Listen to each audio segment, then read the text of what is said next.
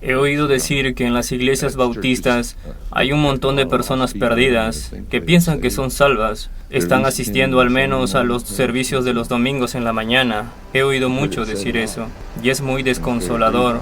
Me preguntaba, ¿cómo se siente usted acerca de eso? Tenemos personas perdidas y no está solo limitado a los bautistas, no está limitado. Hoy en día está extendido entre los evangélicos y la razón es, en primer lugar, que el evangelio que se predica no es en absoluto el evangelio. Es un evangelio reducido de Cristo, el Dios hombre, yendo a un madero y muriendo bajo la ira de su Padre y levantándose de entre los muertos y sentado a la diestra del Padre y llamando a todos los hombres declarándoles que se arrepientan y crean, y que la prueba de la fe salvadora es el fruto continuo en su vida.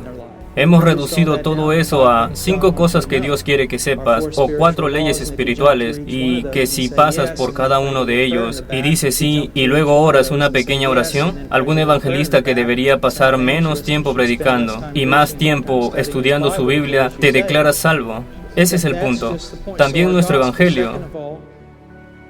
En segundo lugar, no considero que la Iglesia Católica haya sido jamás una iglesia.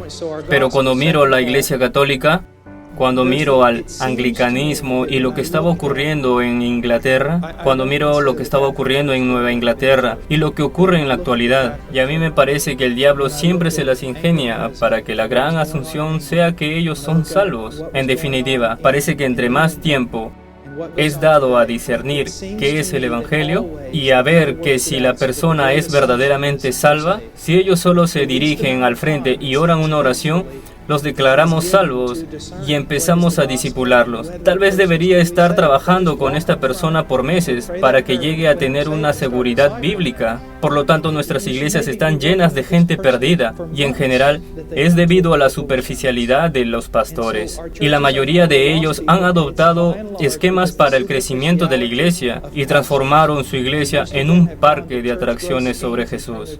Y ellos están predicando más a un hombre en la luna que el Evangelio.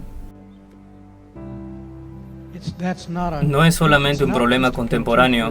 Esta semana leí que A.W. Pink, quiero decir, a veces el que se desanimaba mucho y parecía como que él podía llegar a ser áspero, pero en un tiempo, en los años 30 y 40, él declaró que se preguntaba que si el 2% del protestantismo era nacido de nuevo en los Estados Unidos.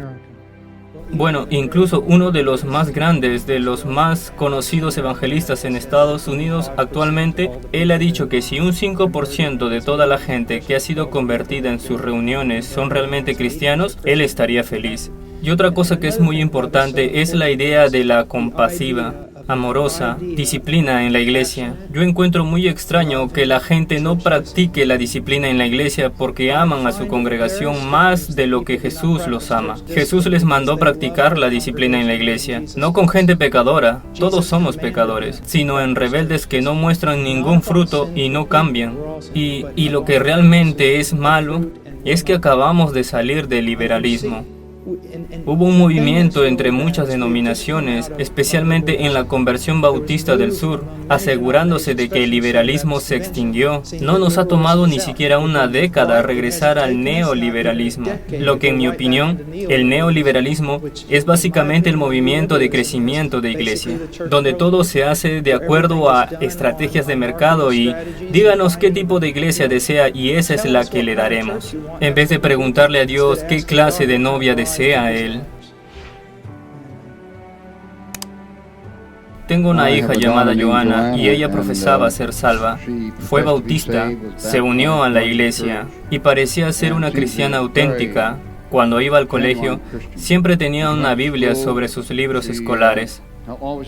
El director del colegio nos dijo, nos gusta muchísimo tener a su hija en nuestro colegio.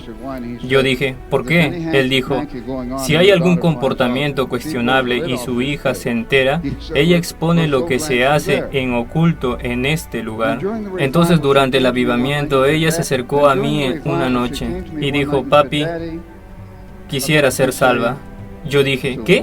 ¿Quieres decir que vas a volver atrás?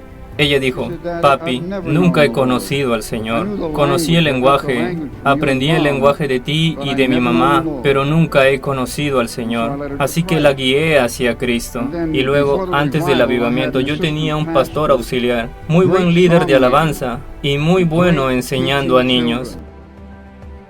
Pero estuvo con nosotros 6 u 8 meses y los diáconos y yo sentimos que no estaba produciendo. Habíamos hablado con él y finalmente tuvimos que pedirle que se fuera. Y él se fue. Durante el avivamiento, una noche él me llamó de larga distancia y dijo, anoche yo estaba orando y Dios me mostró que yo nunca había nacido de nuevo. ¿Puedo ir a Saskatoon a pasar un tiempo con ustedes? Yo dije, por supuesto. Así que fuimos, reunimos a algunos pastores y él se arrodilló y todos nos arrodillamos y razonamos con él y él oró y nunca olvidaré que de repente él gritó, Dios es real, Dios es real, ¡qué transformación! Así que probablemente hay muchas personas así que conocen el lenguaje, lo han oído de otros, pero no conocen al Señor.